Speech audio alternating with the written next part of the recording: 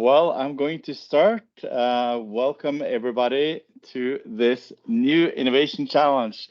This time we have Ørsted. It's going to be our second challenge. So I'm very excited to present together with Ørsted team and together with our partner Vasuku. So today we're going to present first a little bit about Norwegian Offshore Wind Accelerator. And we're going to, well, that's my job. So I'm Narve Hansen. I'm the manager of the Accelerator program in Norwegian Offshore Wind.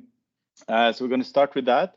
And then we're going to go into the introduction of Ørsted. Richard is going to take care of that from Ørsted. Then we're going over to the context that they're operating in. And Alex Loudon from Ørsted is going to present that. At 1 o'clock, we're going to have the Innovation Challenge, the call for low noise underwater survey technologies, which is today's challenge. And finally, we're going to hear from Rosalind about the Vasuku platform, which is basically the platform we're using to present and to do the whole process where you get to registrate, you get to put in all the information of how you want to solve this challenge, and finally, send in your pitch to the committee, where we are going to, together with Ørsted, going to evaluate and later on select candidates for the final pitch. And we're also hoping that those that are in the final can also join us in Haugesund, the 29th and the 30th of May, which is going to be the big day. We're going to present the winners together with around 1,000 people within offshore wind called, well, this is one of the biggest events from Norwegian Offshore Wind called Floating Wind Days. So with that, I will go straight into the presentation of Norwegian Offshore Wind. So this is just a short introduction. Yeah, you can go on the next slide there. So Norwegian Offshore Wind is basically a cluster with more than 400 members. And actually, it's not just for Norway, it's also international collaboration. So we have more than 10% of the members are internationally. We've also worked with 15 other countries that also have the same setup. So we have a close collaboration with these countries where they have similar structure, and they also have accelerator programs that we try to collaborate with.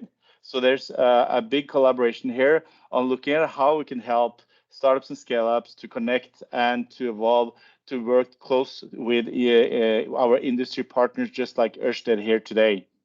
And in the middle here, you see the Met Center, which is basically our test facility.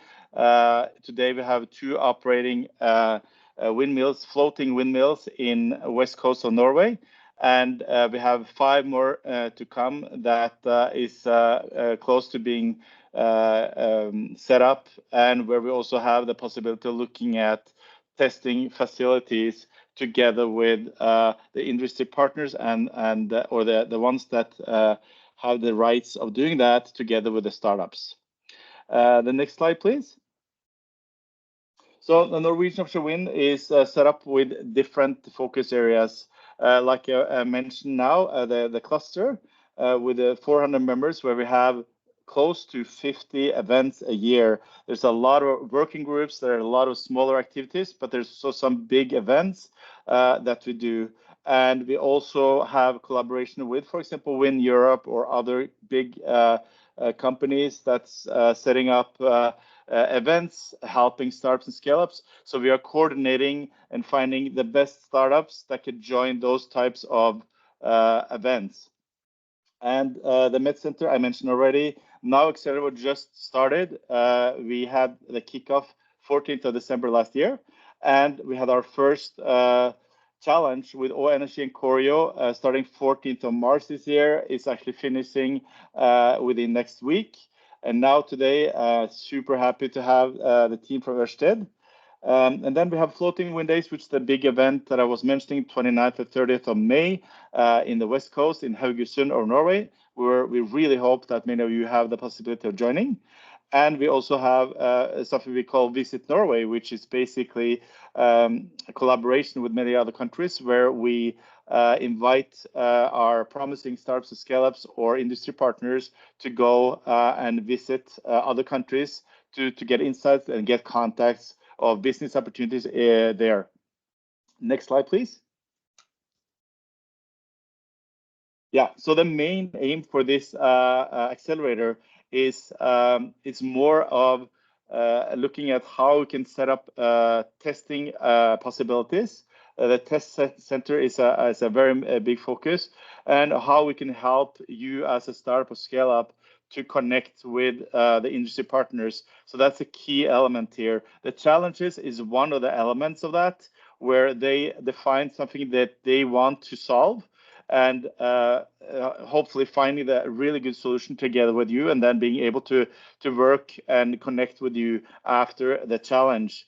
And apart from that, we also set up and help the startups to connect with our partners, and also to promote them in the big events and in other connections with funding opportunities and so on. Next slide, please. Yeah, so these are our main partners today.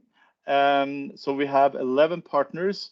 Many of them are also structured together in consortium, but we work with every one of them to look at potential challenges, and we also urge them together to work together as an open innovation challenge. So this is, a very good way to get connected and understand what the needs are of these industry partners. And I think there's maybe one more, or was that the last one? Yeah, there's one more. Okay, so these are the main activities. We have the industry partners. We let you get connected and apply for the program. If you apply, we will talk to the partners and see if your company's interesting company for them. When you get selected, you will be invited to a lot of activities together with them and together with other partners we have. You will be invited to these type of challenges, and you will also have the possibility of connecting with investors and support from other companies. So that is the main activity we have right now. But later for next year, we are trying to get a fund up and running and getting also other supports for you as a company. Next slide, please. Yeah, that's the last one. I think it's the Floating Wind Days I've been talking about. And yeah, as I said, it's a very important event for us because it's the biggest event. It's where we're going to collect and get all our industry partners together. We're going to have our own setup where you can sit with your banner and you can meet the industry partners. There's going to be also presented 3 or 4 more challenges on that day, the 29th of May. And the ones of you that manage to get to the final, you will be able to present for them at this event if you could be present. If not, we will do it online, but we would love to see you there. So that's the main idea. And then the 30th of May, the winner will go up and will be on stage and will present on stage. So that's part of the price of being part of this. So I think now this is the last slide. Then we can go over to introduction from Richard on introduction of Ørsted. So Richard, take it over. Yes, thank you, NOW. And hello also from my side. Maybe I can also quickly introduce myself. My name is Richard. I'm venture manager at Ørsted. I'm part of the Ventures and Open Innovation team at Ørsted. I will also elaborate a little bit on what the Ventures and Open Innovation team is in a minute. And yeah, I joined Ørsted around a year ago, a bit longer. And yeah, I have a background from venture capital and also gathered some experience working for different startups. And yeah, happy to be here today and give you a brief introduction to Ørsted. So if we go to the next slide, To those of you who are not familiar yet with Ørsted, Ørsted is one of the biggest renewable energy producers worldwide. And our business model consists of developing, constructing, owning, operating, and the farm down of renewable assets, mainly offshore wind farms, but we also focus on other technologies. I will also explain that further in a second. We are active across 15 different countries. We have currently around 24 gigawatt of renewable capacity either installed or under construction. But we don't want to stop here. We aspire to install 35 gigawatt until 2030. And in order to reach that goal and our high ambitions, we plan to invest around 36 billion euro until 2030. But of course, capital is not enough to reach those ambitions. We have around 8,000 colleagues working on this on a daily basis, and that help Ørsted basically to reach its overall vision of creating a world that runs entirely on green energy. When we go to the next slide, we get a quick glance into the offshore wind market, and we see that Ørsted is at the top of it and is market leader in both when it comes to firm capacity and also when it comes to substantiated pipeline. And that's something we are very proud of and something that we want to double down even further on in the future. When we go to the next slide, we can see, as I mentioned, that we are not only active in offshore wind, we also have a strong presence in the US and in Europe when it comes to onshore renewables, namely onshore wind, solar PV, and storage projects. And we also have the ambition to grow in these areas even further. We also have a bioenergy projects and legacy gas portfolio in Europe. And lastly, we focus also on renewable hydrogen and green fuels and have a strong project pipeline here. For example, one of our biggest project in green fuels is an e-methanol project in Sweden, Flagship 1, that we are building in partnership with Breakthrough Energy. When we jump into the next slide, we see where we are basically active. So our global footprint. So the US is one of our key markets. Denmark, Ireland, and the UK are also key markets of us where we have lots of activities, but also other countries across Europe like Sweden, Poland, Germany, Spain, France, and the Netherlands. And over the years, we were also able to expand our presence in Asia. So we have activities there in Japan, South Korea, Taiwan, and Vietnam. When we go to the next slide, and when we look a bit ahead, so into the future, we can see that we still have high aspirations. We are already global #1 when it comes to offshore wind, and we definitely want to remain there at the top. But we also want to establish ourselves in the global top 10 when it comes to onshore renewables, and we want to become a global leader in renewable hydrogen and green fuels. And in order to reach that, and in order to fuel the green energy transition, and at the end to also like fight climate change, we are planning to funnel a lot of capital into this to reach our ambitions. And we are also planning on doubling down on our talent platform. So we know how crucial it is to get the right talent on board, and we are definitely working on that as well. And through all of that, we want to lead by example. We are one of the most sustainable companies in the energy industry, and we definitely want to have sustainability also in the future at our core. When we go to the next slide, I will briefly now explain also a little bit about the team that Alex and I are part of, so the Ventures and Open Innovation team. And yeah, the Ventures and Open Innovation team is basically the intersection between Ørsted and the external innovation ecosystem. So yeah, and it allows us basically to stay at the forefront of innovation in the energy industry. So what we do and what we seek is partnerships with all different kinds of industry players. For example, with startups. So we do investments into startups. We also have a venture clienting model, meaning that we also do other partnerships like pilots, POCs, you name it. We seek partnerships with other industrial players. There's always, yeah, we are always curious to learn from each other. Academic partnerships, and we engage also in public funding opportunities and funding opportunities.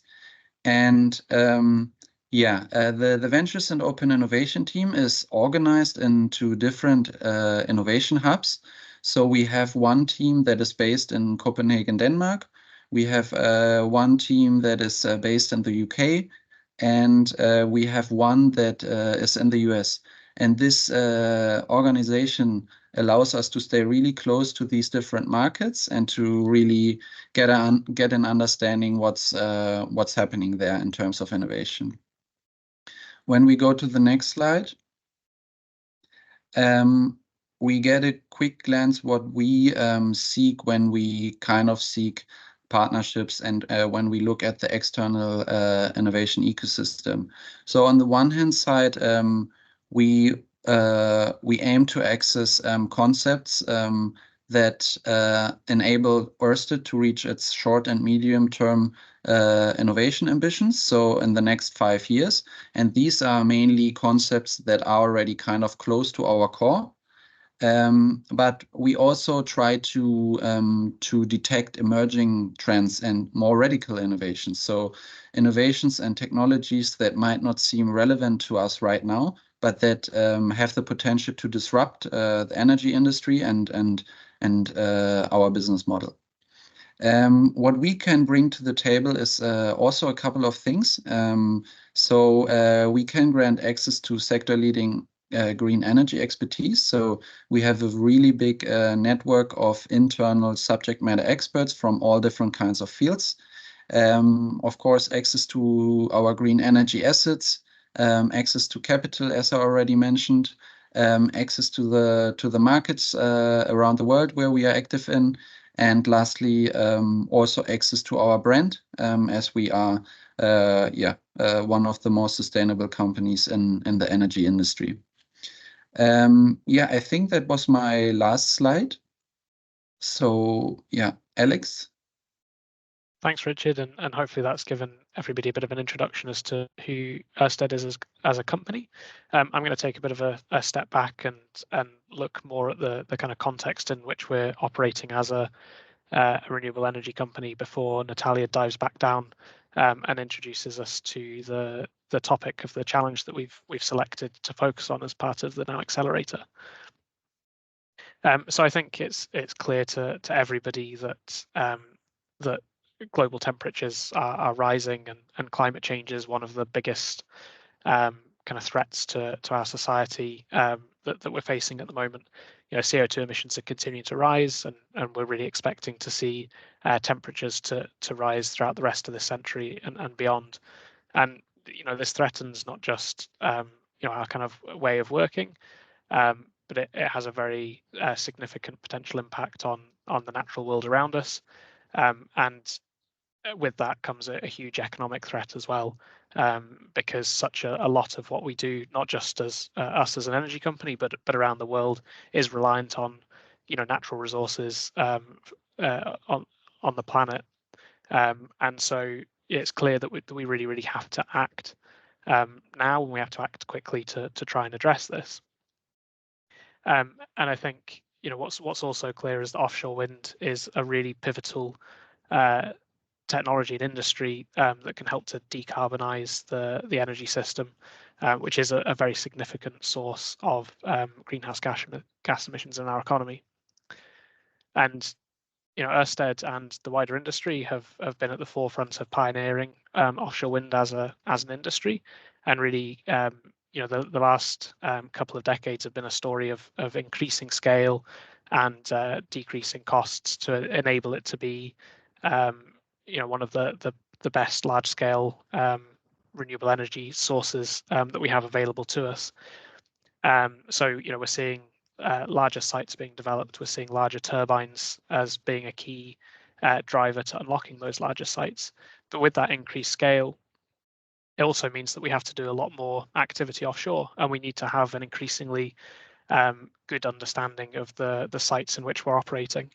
And so geophysical survey, which we're focusing on through this challenge, is a key part of that data collection and understanding of the sites where we're constructing wind farms. But it's also important, I think, to note that offshore wind is not done in isolation. Offshore wind is part of probably the biggest change to our energy system that we've ever seen. And Ørsted is involved right across this value chain, from developing different renewable energy technologies and projects through to how we integrate that into the grid.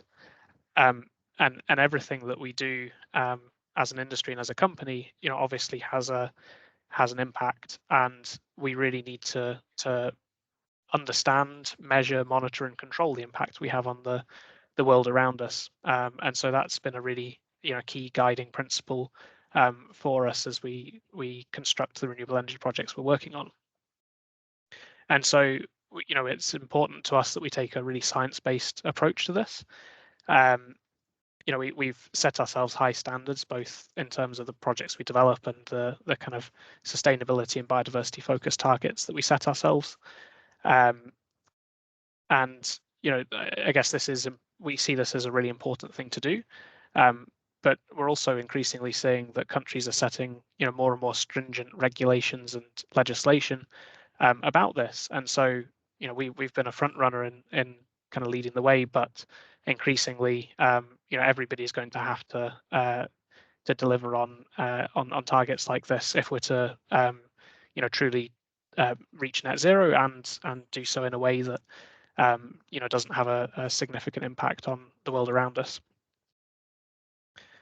And so biodiversity is a key part of this, and I'll just finish with a few words on the kind of the wider biodiversity action we're taking as a company. And this is all framed around we believe that the rapid scale up and rollout of renewable energy technologies is one of the key things that we can do to halt and reduce our impact on the natural world. But we also need to do that in a way that is responsible and has the minimum possible impact on the world around us. And so with that in mind, right across all the markets that we're present in that Richard talked about earlier, we have initiatives to test and really understand the steps that we can take to reduce and improve our biodiversity impact. And this is all working towards our commitment to our asset projects having a net positive biodiversity impact by the end of this decade. And so yeah, this is crucial as we continue to strive towards our commitments to increase our installed capacity to 35 gigawatts by the end of the decade as well. So with that in mind, I'm going to hand over to Natalia to talk a little bit more about geophysical survey. You'll notice we've got the Q&A function. We really do welcome questions in the Q&A function. We're not going to answer these live. What we're going to do is take them offline and upload them as a resource for everybody on the challenge platform, so that everybody has access to the same question and answer information. But please do submit your questions through the Q&A And we do promise that we will answer them and post them online. And Rosalind will be able to show you a bit more about the challenge platform once Natalia has dived into the challenge. So I'll hand over to you, Natalia. Thanks, Alex. So I'll just quickly introduce myself. Hi, everyone. I'm Natalia Lopez. I am a lead strategic specialist within Ørsted.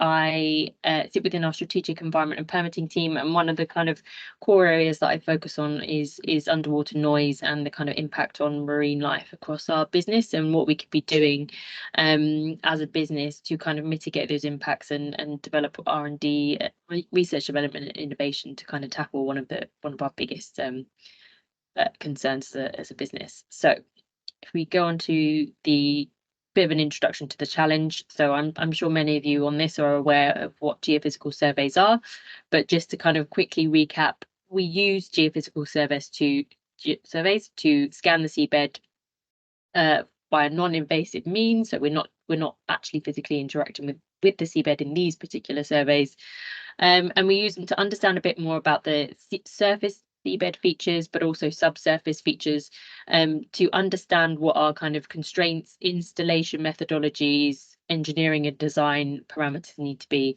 but also understand the ecology in which we're working before we start construction, so we can mitigate our impacts as fully as possible.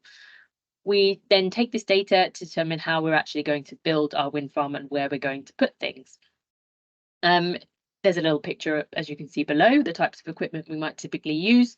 It's either towed behind the vessel or mounted to the vessel to gather the kind of required data that we need. What are the concerns? So geophysical survey equipment can emit underwater sound at varying levels and varying frequencies, which may or may not be detected by sensitive species. So that may be fish, marine mammals, turtles, depending on different environment you're working in. Now, there's been a fair amount of work in this area. We don't believe that these kind of surveys that we do as an offshore wind industry will cause injury to marine mammals, but there is always a risk that there could be an element of disturbance to marine mammals. And as a responsible developer, we're continually looking at ways in which we can reduce underwater noise emissions and potential disturbance from our activities. Important to note that the kind of surveys that we do as an industry are much less noisy than those undertaken for oil and gas, because we don't need to penetrate as far into the seabed. We just need those kind of surface layers, 100 meters, as opposed to sort of thousands of meters. So if we go on to the next slide, this is an example of the kind of data that we can get.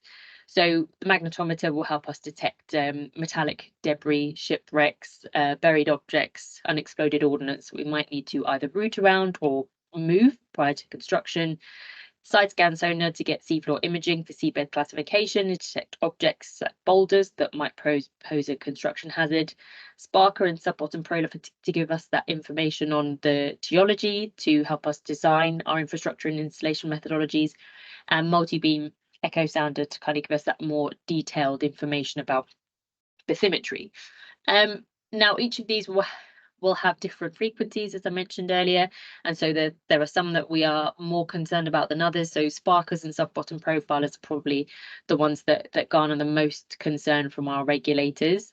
And while we see that there's not necessarily an issue in some markets, there may be more concerns in other markets, which may restrict us from being able to do the works we want to do. But also what we are seeing is we're working in an increasingly congested environment offshore, and that might be noisy activities from shipping, from other activities, oil and gas surveys, and general construction activities. So again, as a responsible developer, we always want to look at ways in which we can kind of reduce our environmental footprint. If we go on to the next slide. So why did this matter, and what is the kind of basis for putting this in as a challenge? Majority of this equipment is not assessed to be impactful, and so no mitigation is required. It's above the hearing range or out of the hearing range for marine mammals and sea turtles. The beams, which are directed towards the seabed, are highly directional, so they're not sort of pushing out to cover a really wide area, and they're generally used in a low power mode, so they're not necessarily loud. We are seeing more of a focus on ongoing sources of continuous noise, vessel noise, because of the prevalence in the marine environment. And we are seeing some interest in intermittent non-impulsive noise, for example, geophysical survey equipment, particularly in conservation areas or during peak periods of abundance. So that might be migration periods, spawning nursery grounds for certain fish species. So we want to look at ways in which we can further reduce impacts from our offshore activities. At the moment, what we already do is particularly for equipment that might be more likely to be within the hearing range of sensitive species, we might have to abide by seasonal restrictions, which can make our survey periods longer and actually kind of increase the disturbance through vessel days and time it takes to actually do the surveys.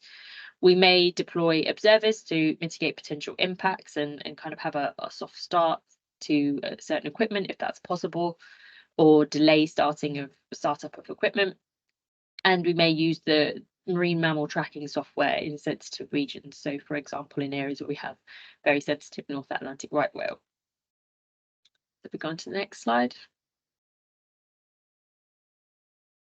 And I think Alex touched on this before. We have this very ambitious net positive biodiversity policy. So we've set the ambition that all new renewable energy projects from 2030 onwards should deliver a net positive biodiversity impact. And we are seeing that this is an important area of interest. So it's something that we kind of want to have a look at. We don't manufacture and own the equipment ourselves. So we wanted to kind of set out this challenge so that we can kind of set out a call for or interest that this is something that is wanted by the industry, not just us, and that it actually could be very helpful and therefore hopefully stimulate some kind of innovation in this area and move things forwards. So I think that's kind of a general, very high level introduction to the challenge. And essentially what we're trying to do is identify equipment that can actually reduce noise emissions, but still allow us to gain the required data that we need in order to construct the wind farm. Thank you so much, Natalie. And with that said, we are ready now to explain how you can use the Wasoko platform to participate in this challenge. So with that, I want to introduce Rosalind to explain. I know that we put a link on the Q&A where you can actually go in, click on the Q&A button and get into the actual challenge. So Rosalind, why don't you introduce yourself and explain what they need to do? Great, thank you so much, Narvi. So hi everyone, my name is Rosalind Uli and I'm an innovation consultant here at Wasoko.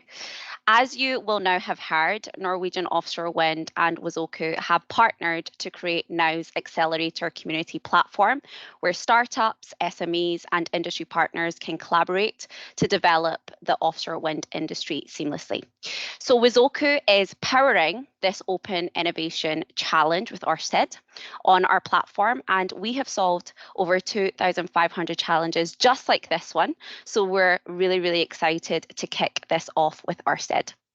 So today I'm going to be sharing with you how you can join the NOW Accelerator community and how you can participate in the latest challenge with Ørsted.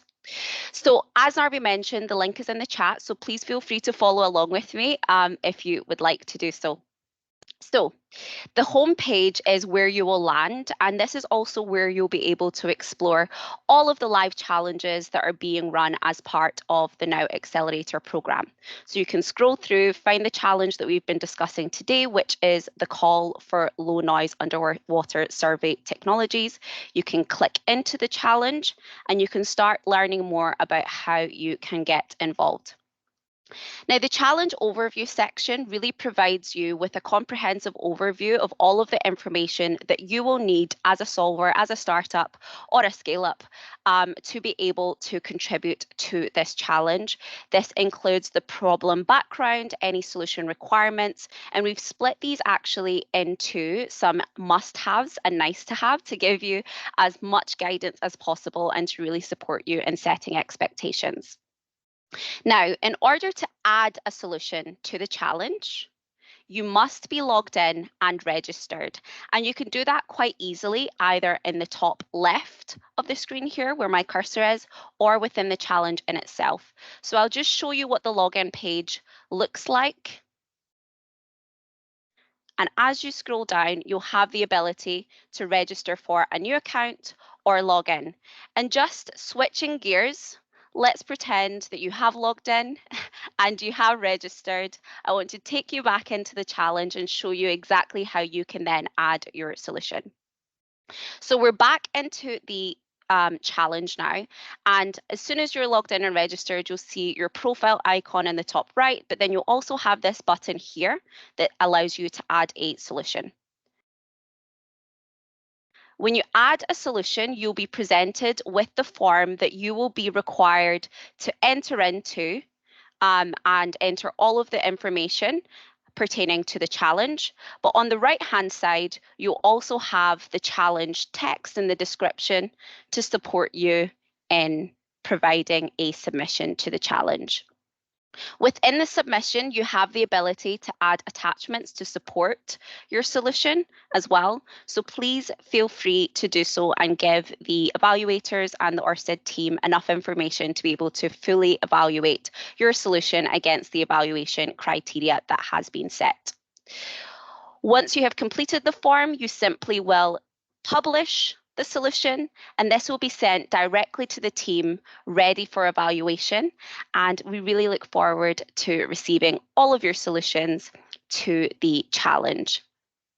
As Narvi mentioned, there is a process through which the ideas and the solutions will be flowing through in order to become awarded or shortlisted. There's going to be a 4-stage process, and your solution will be shortlisted, and hopefully those who are successful, we will see you at Floating Wind Days.